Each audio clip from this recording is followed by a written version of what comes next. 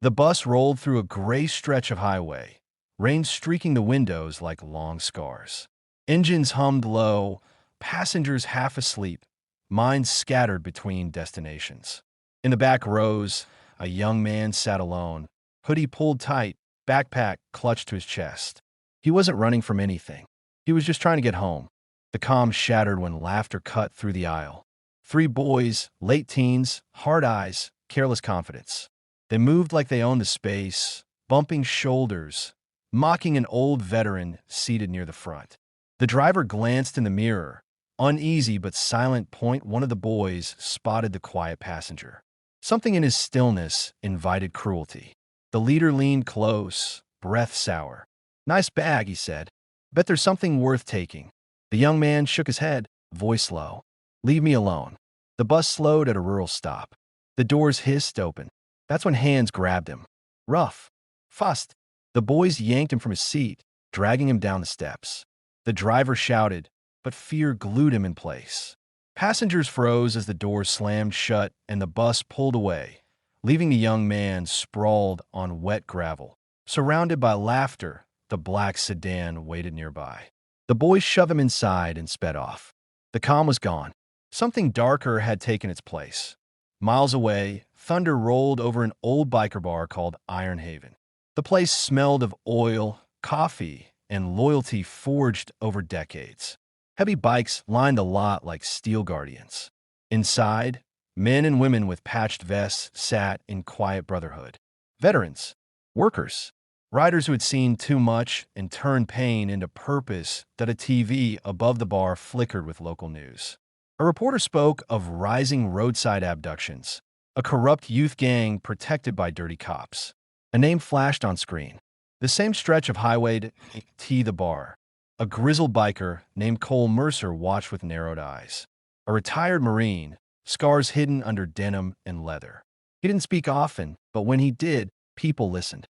"That road," he said, "I ride it every week." Beside him sat Rosa Vega, sharp-eyed, former EMT, now a rider with Iron Haven's patch. "Those boys," she said, "they've hurt people before." The door creaked open. A shaken old veteran limped in, the same one mocked on the bus. His hands trembled as he spoke. "They took a kid, right off the bus." Silence fell heavy. Brotherhood wasn't loud. It was decisive. Cole stood. "We don't let that stand." Rain poured harder as engines roared to life. The bikers didn't chase trouble. Trouble had found them. The sedan screeched into an abandoned lot near an old factory. The boys dragged the young man out, taunting him, demanding his bag. He refused. A punch dropped him to his knees. Fear burned, but he stayed conscious, clinging to one thought: survive. Inside the factory, shadows swallowed sound. The boys argued about money, about who owed who. One mentioned a cop cousin who made problems disappear. The threat felt endless. Outside, headlights cut through rain. Low, steady many. Bikes circled the factory like wolves, engines rumbling a warning. Cole raised a hand. The engines fell silent. The sudden quiet was worse. Inside, one boy peeked through a broken window, his face drained of color. Leather vests, patches, skull insignias. Not a gang. Something older. Minu. The door blew open. Bikers flooded in, not reckless, but controlled. Cole's voice echoed. "Let the kid go." The leader laughed, pulling a knife. "Or what?" Rosa stepped forward, eyes cold. "Or you answer to us." Tension snapped tight as a wire. Rain dripped through the roof. The boys realized too late that fear had changed sides. Outside, distant sirens wailed. Someone had tipped off the cops. But Iron Haven didn't flinch. They'd seen corruption before. Cole looked at the trembling young man. "You're not alone," he said. The boys lunged. Chaos erupted. Fists, boots, metal clanging. No guns. No killing. Just raw justice. One biker went down. Another pulled him up. Brotherhood in motion. The leader tried to run. Cole blocked his path. One clean punch into the fight. The knife skidded away. When the sirens grew close, the bikers stepped back. The young man was free, wrapped in Rose's jacket, breathing hard but alive. Corrupt cops stormed in, guns raised. Their leader sneered. "Looks like vigilantes." Cole met his gaze, unblinking. Looks like heroes. Cameras flashed as honest deputies arrived, tipped off by the veteran. The corrupt cops were cuffed, exposed by recordings Rosa had quietly captured. Rain eased. Dawn crept in pale and slow. The young man sat on the curb, shaking. Cole knelt beside him. "They took you," he said, "but they didn't break you." The bus company arrived. So did reporters. But Iron Haven was already gone, engines fading into the morning. Justice didn't need applause. It needed action. Morning light spilled across the highway, revealing tire tracks and broken glass like evidence of a bad dream. The young man gave his statement, voice steady now. He spoke of hands grabbing him, of laughter, of fear swallowing his breath. The honest deputies listened closely. Names were written down. Charges formed. Across town, Iron Haven regrouped at an old warehouse they used for repairs. The mood was quiet, reflective. Bruises were cleaned. Coffee was poured. No one bragged. Cole leaned against a workbench, arms crossed.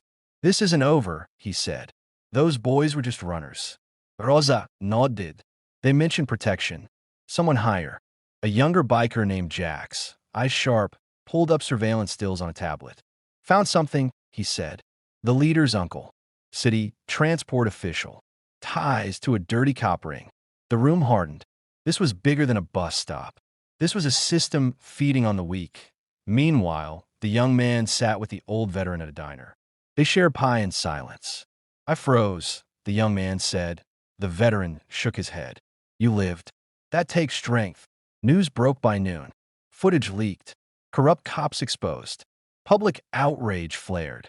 The transport official held a press conference, denying everything, blaming bikers. Cole watched on a small TV. "He thinks patches make us villains," he said. "Time to prove him wrong." Iron Haven didn't rush. They gathered proof. Rosa talked to victims. Jax traced money. Cole called in favors from veterans who knew integrity when they saw it. That night, the transport official left his office late, smug smile fading as bikes rolled into the parking garage. He tried to run. Doors slammed shut. Cole stepped into the light. "We're not here to hurt you," Cole said. "We're here to end you." Phones came out. Recordings played. Bribes. Threats. Names. The man collapsed, sweating. "You can't," he whispered that Rosa's voice was calm. "Watch us." They handed everything to a federal agent waiting outside, one of Cole's old unit. Clean. Relentless. The official was arrested before sunrise. Back at Iron Haven, the young man arrived with the veteran. He looked nervous. "I wanted to say thanks," he said. "You saved me." Cole studied him. "We did what anyone should." The young man shook his head. "Not everyone would." A pause. Then Cole extended a hand. "Name's Cole." "Evan," the young man said. His grip was firm now. Sirens echoed in the distance, but they felt different. Not a threat. A promise. Courtrooms replaced highways. The boys pleaded out, facing consequences. The corrupt cops lost badges and freedom.